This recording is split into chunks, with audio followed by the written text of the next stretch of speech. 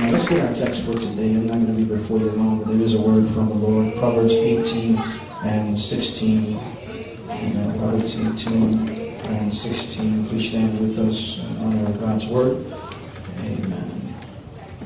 Amen. Let's read that one verse together. A man's gift.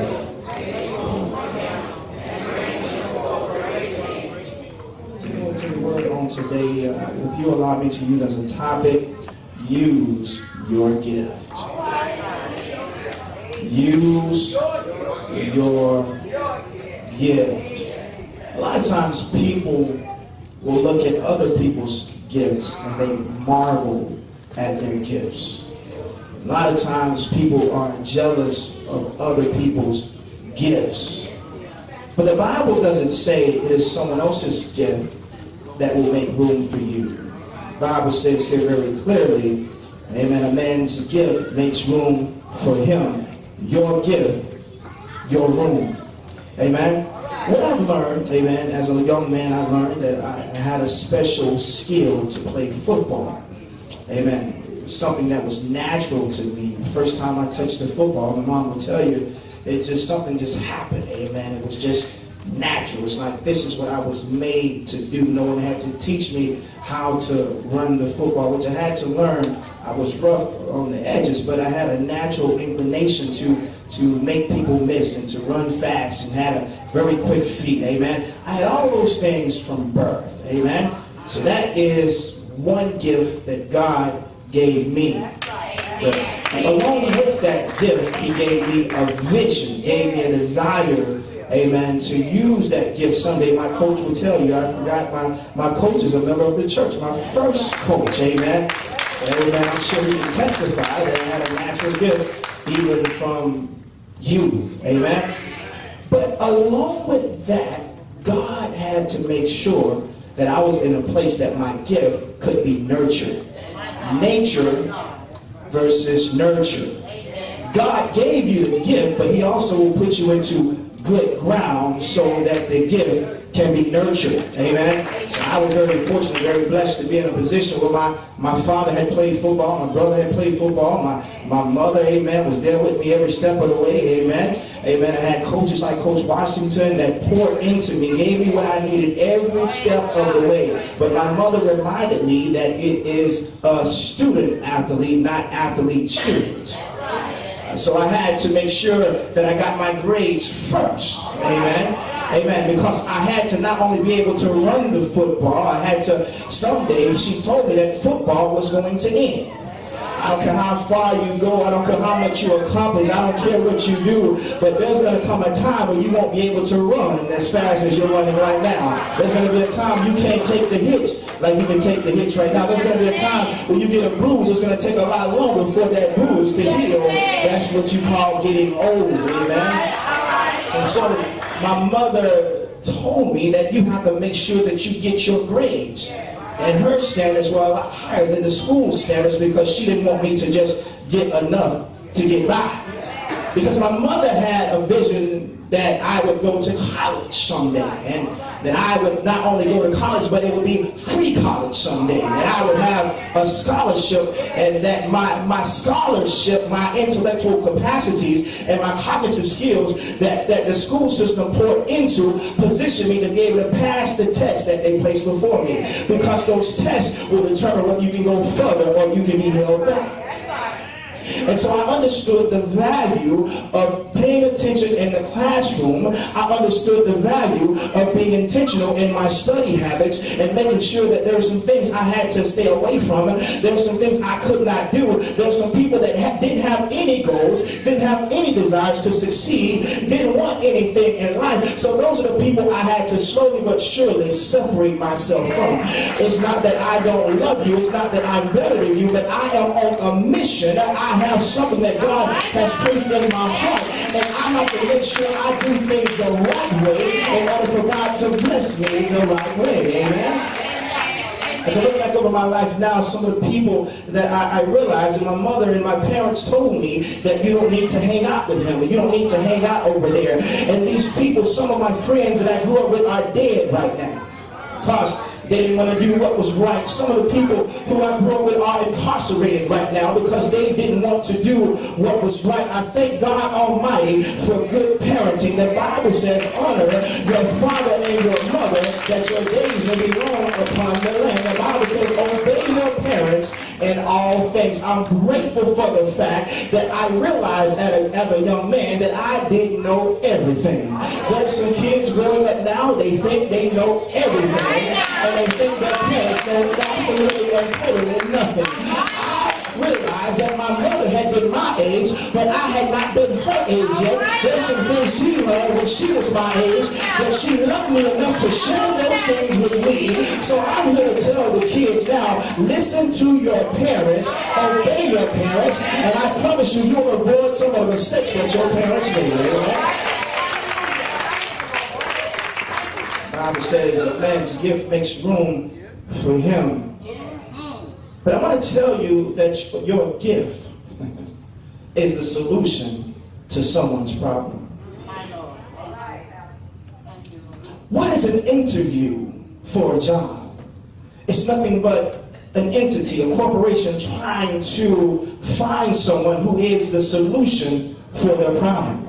Someone that can fill a void that has been created either by turnover or someone not being proficient in the area that they were employed to be proficient in.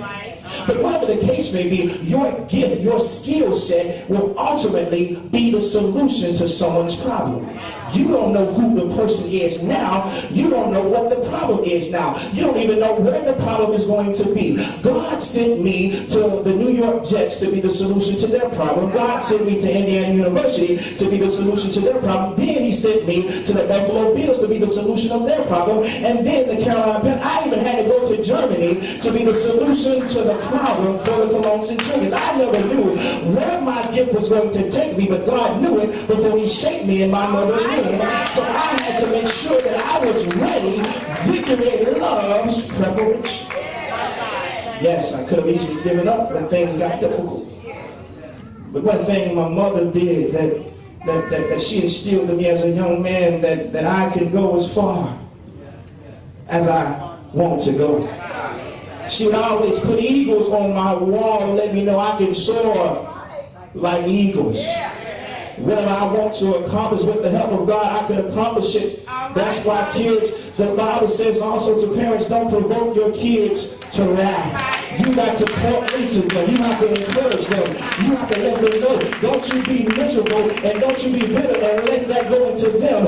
They had nothing to do with the mistakes you made. They had nothing to do with your failures. They are completely innocent. You have to put yourself aside. You have to put your emotions and your feelings and your bitterness aside. And you have to pour into your children. And when you pour into your children the right way, the Bible says, train up a child in the way he should go. And when he's old, he will not depart from it. Doesn't mean that the kids will not stray. Doesn't mean the kids will not make any mistakes. But the engrafted word of God, amen, comprehensively and exhaustively has been placed in their heart through the settings of Sunday school, through the settings of church, and over again the word of God has been planted and confirmed. And then when they stray away, someday God will allow that root that has been planted in their hearts to produce a harvest and pull them back. They can only go so far when the word of God is in their hearts. See, another thing my mama did not do, my mama didn't just drop me off by the church. My mother brought me to church. My mother was there with me in the church. The church is not a daycare. You ought to be there with your children in the church. Let your children see you serve God. Let your children see you worship God. Let your children see that you love the Lord and you need him to help their family. Let your children know that food didn't just share on the table. Mama had to pray. The clothes on your back didn't just share on the table. Mama had to serve. The money in the bank account didn't just show up. Mama had to plant some seeds. And God keeps on producing a harvest. Every time we turn around, our bills get paid. Every time we turn around, the lights are on. Every time we turn around, the refrigerator is full. God is the one that was our provider. He is Jehovah Jireh. The problem is you're not giving your kids the example. You know what God has done for you. Stop trying to make yourself look like a hero. Stop try to make yourself look like you pulled yourself up by your own bootstraps. God could have left you where you are, but God pulled you out. God used drafted to put you in a position where He can give you favor and you can be a solution for someone's problem. That's why you have the job you have today. That's why you have the business you have today. Because you are a solution to people's problems. You are a solution to people's problems. That's why you're employed today. Because you are a solution. Your gift is a solution. Watch this. Not only will a man's gift make room for him, it will bring him before great men. And it denotes great men or even great women.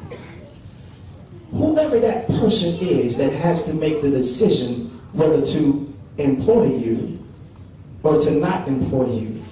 Whoever has to make the decision whether to give you the scholarship or not give you the scholarship, whether to help you or not help you. Whoever has to make the decision whether to literally touch the doorknob, turn it, and pull it open. Whoever is strategically placed in that position that will determine your destiny. There's some people that God has placed in my life that have completely, through His power, His favor, determined my destiny. I go all the way back to, once again, I like to use when it's on talking to you, the story of professional football resonates with them. I was someone who was not supposed to be. One person said I was going to go in the 7th round. One person said I was not going to be drafted. But whatever the case may be, a lot of people said I wasn't supposed to even be considered. I played 3 different positions at Indiana University. They recruited me, amen. They recruited me as a running back. I ended up playing wide receiver, and then I ended up playing quarterback. I played 3 different positions, but while I was playing those different positions, God had strategically placed men into my life that would pour into me and disciple me, and I understood that it wasn't about me. The platform was for Jesus Christ. And while I was focusing, I thought about all the time where I would come to the church with my wife, and we would come here and come to prayer meeting and come to Bible class and come to this church. I joined this church at 16 years old. Thought about all the things I had learned along the way. Amen. And so as I found myself in that position, the Lord reminded me of what He told me at 9 years old. See, it didn't look like it was going to happen. The odds were stacked against me. Statistically speaking, it didn't look like I was going to be on an NFL roster. But God strategically placed this man by the name of Tony Page into my life, my agent. He became my agent. First off, I had called him because a friend of mine, Kedrick Vincent, he represented him and he was undrafted. And I said, you know what, I would love for you to represent me. He told me no. And so during the time I was in the position, I prayed and asked God to help me. And then one of my friends who was a youth pastor in Bloomington, Indiana, asked me to come give my testimony to the kids. And so I said yes. A lot of people would have said they were because they were bitter. No, I'm not going to give my testimony because I'm mad at God. But I humbled myself and stepped into the God. I gave my testimony, and my friend who was the youth pastor of the church, his parents owned an insurance company in Bethesda, Maryland, right outside of Washington, D.C. Amen. He was so touched by my testimony. He knew I didn't know what I was going to do. He said, I want you to come to live with me. They had $1 million mansion in Chevy Chase, Maryland. Nothing but millionaires in the neighborhood. Called me and said, you know, and told me right there on the spot, I want you to come and live with us. He and his wife standing right there. And as a matter of fact, my friend Brian Haney, y'all met him before. He was still in Indiana, so his room was vacant. You can live in Brian's room, amen, while he's still in Bloomington and you're here in Washington. But not only that, I'm going to employ you. I'm going to hire you. But not only that, I'm going to give you a vehicle to drive. But not only am I going to give you a vehicle to drive, going to fill the tank up, and I'll keep filling the tank up until I give you your first check. But not only that, I'm not going to even charge you rent. But let me tell you why God strategically placed me in the context of that setting. Tony Page, the one that told me no, was in that area. I had to find myself in the area so I didn't have the money to fly there and didn't have the money to put myself up into a hotel so I could be there. But God made provision for me to go and knock on his door. God helped me to put together a highlight film and show Tony the highlight film, and Tony said, I'm going to represent you. I can't ignore the passion. I can't ignore the drive. And look at all those plays you were making on special teams. While you were sitting on the bench, you were making plays on special teams, known as one of the best, if not the best special teams player in all of the Big Ten. So I'm going to represent you. And guess what?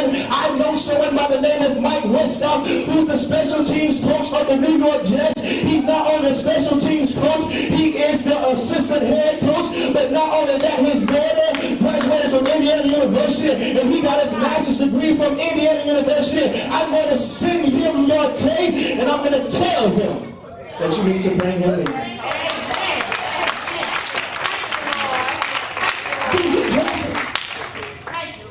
But Mike Westhoff, to this day, I love him. I hope he's watching. He stood up on the table for me. That means that he went to war for me. Herb Edwards was the coach, and he convinced him to bring me in for a tryout. My wife will tell you I had to sign a waiver. My mom will tell you I had to sign a waiver saying that if you get hurt, we are not responsible. But I want you to come in for a tryout. And if you excel, we'll give you a contract. A contract on Sunday. Friday, Saturday, Sunday. I walk into the New York Jets locker room. I see Laveranues Coles over here. Santana Mouse over there. I see Curtis Martin over here. Sam Coward over there. I see all these people I grew up watching right there in the locker room. Benny Testaverde, all these people. And here I am in the place that God had ordained for me. If you can well on Sunday, but I went out there, the first play I tripped on my face, but I said, Lord, you didn't bring me this far to leave me. I got back up, dusted myself off, and I made play after play after play. They gave me a contract on Saturday. It was the biggest contract I had never seen that many zeros on a check. But God gave me favor.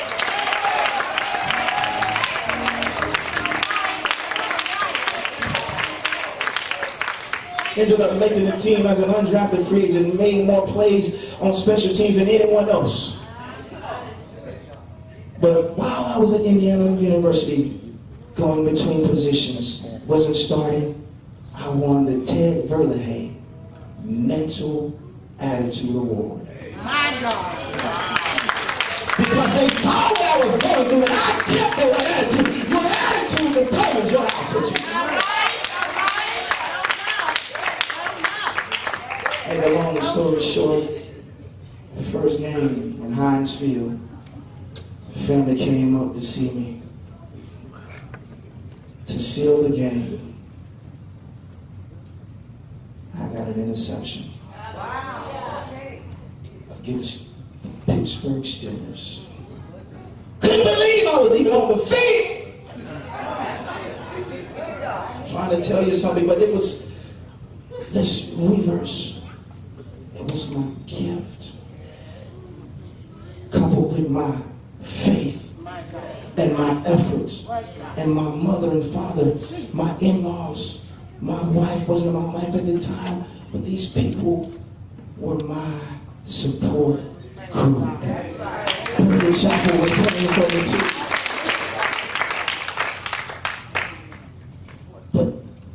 But that's my story. These principles are applicable to any situation and any circumstance. You may not have the football story, but you have a story. There's somebody who became a teacher. There's someone who became a lawyer. There's someone who became the owner of a daycare. There's someone who became a caretaker. There's someone who became someone who just helped people in the community. There are people who have became nurses. There are people who do payroll. There are people that do so many different things. But I promise you, you have the skill set to do it. Anyone just can't do your job. You have the skills to do what you do, the skills to pay the bills. It was your gift that made room for you. So I got to come to a close today. I want to encourage you to use your gifts. If you don't know what your gift is, find out what it is. Sometimes you'll trip over into your gift. I found out, amen, that I had a gift to play football because I tried out for the team, Coach Washington. That's when I found out. I found that I was able to comprehend. I found out I was able to do arithmetic, able to read, able to do all those things and comprehend and retain the information through the process of sometimes failing and then bouncing back and getting better and succeeding. Ultimately, it's not how you start, it's how you finish. Amen. I thank you, Jesus. And so what I want to help us to understand, ask your neighbor a question. Do you know what your gift is? Now ask yourself, do I know what my gift is? Because I can't look at someone else's gift. All right, now, that's it. I have to examine my own gift. And because I examine my own gift, I'm going to painstakingly learn as much as I can about the enterprise God has ordained for me. I'm going to read some books. How can you lead if you won't even read? There's some things you have to glean and learn about what God has called you to learn. You have to spend time feeding your mind. Once you find out what your gift is, you have to be relentless. Amen. Use it while you can. Because Mother Rain's night comes when no man can work. I can only use my gift for a season. But thank God that wasn't the only gift. But because I use my gift for a season, through the power of God, my gift set me and my family up on a good place for the rest of my life. You have to understand that your gift will make room for you. And I need just a few people who appreciates the fact that Jesus died for your sins.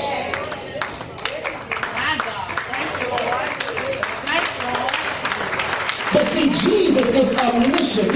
He knew everything about you. He knew all the mistakes you would ever make. He knew how long you would rebel. He knew how far you would stray away. He had all that intel, all that information, and yet he still died for you, and he still died for me. He knew that someday you would need a Savior. Someday you would need someone that could save your soul and seal you throughout all eternity. He died for your sins, but not only did he die according to the word of God, early on the third day he got up with all power in his hands. But not only did he get up with all power in his hands, he took the victory from the grave. He took the sting from death. He gave you the keys to the kingdom. He said, whatsoever you shall bind on earth will be bound in heaven, and whatsoever you shall loose on earth will be loose in heaven. He gave you the gift. He shaped you in your mother's womb. He gave you your skill set. He gave you your voice pattern. He gave you your status.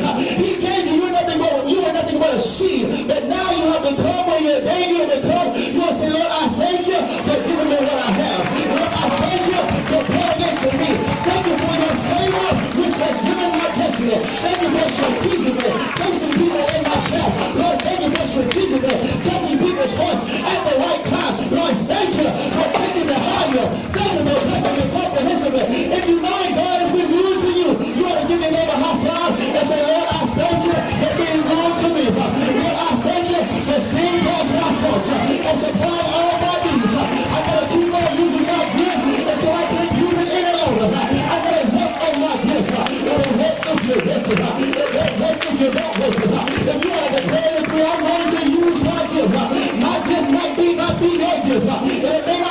be significant. And I'm not trying to be significant to you. I'm not trying to please you. I'm trying to please the King of Kings. I'm trying to please the Lord of Lords. I'm trying to please the Lily of the Valley.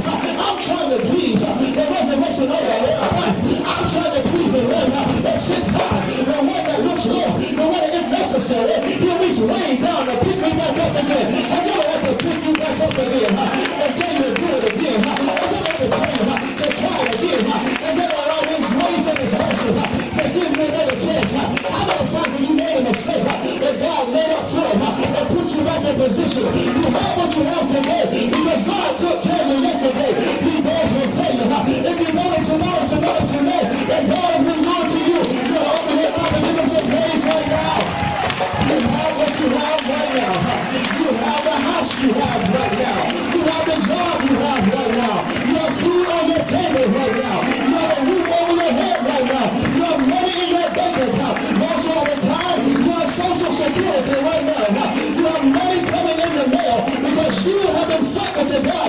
God made provision for you. And you know that he's Jehovah Jireh. The earth that's the Lord and the fullness thereof. And he that dwells therein. He owns the cattle on 1,000 hills. And you know that God has taken care of you. You say, Lord, I thank you. Lord, I thank you. You're more than a war against me. You're saying, God be for me.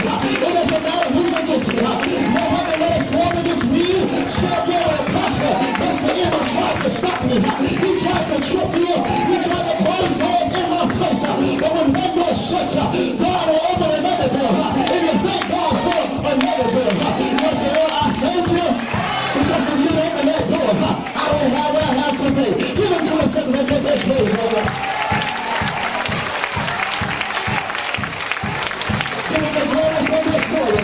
Give him the glory for your soul. He's going to make it. Give him the praise right now. He said, I love it up. I will to all that else to me. He didn't have some praise on this people. If you really be a son of the Lord. Praise him for your soul. Praise him for your heart. Give him a sacrifice of praise continually, which is the fruit of your lips. He loves to put good things about himself. When praises go up, blessings come down. If you need the Lord to show me your situation, I gotta open your mouth and give God some praise right now. Praise him. Praise him. Praise him. Yes, worship me. It means worship. If you really say the real word of worship, it's worship. What is the Lord word to you? How do you value the Lord today? If he really means the word to you, you want to praise him right now and let him know. Let him know. Let him know. Let him know. Let him know. If he's ever healed you before you, let him know you appreciate it. If he's ever made provision for you, let him know you appreciate it. If he's ever given you his grace, you want to say, Lord, I thank you. If he's ever pulled your child out, or 6 months, you want to say, Lord, I thank you. You want to say, Lord, I thank you.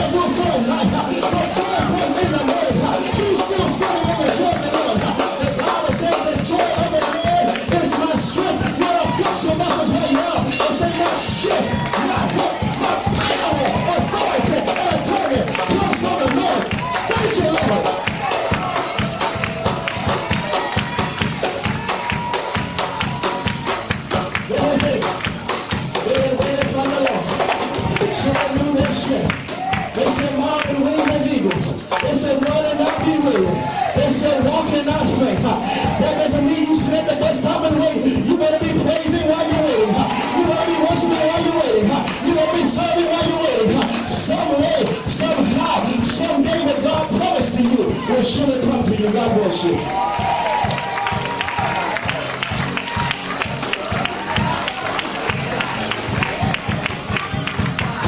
My gift and my room.